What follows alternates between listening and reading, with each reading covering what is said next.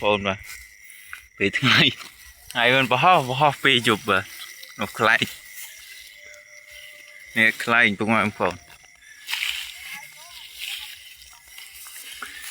bạn cho phải đặt camera mưa khơi nè bị thay ọt bỏ ọt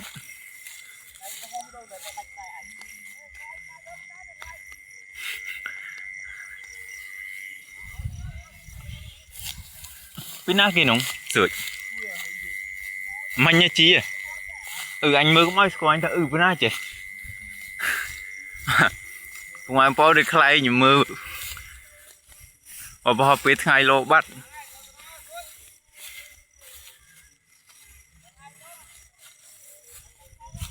chộp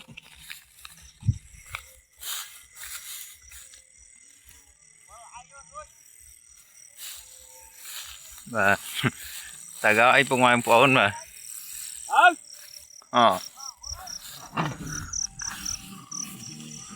ô phone cái tôi bạn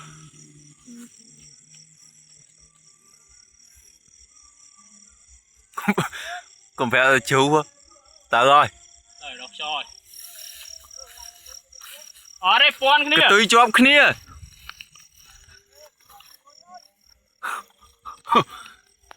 ở đây đây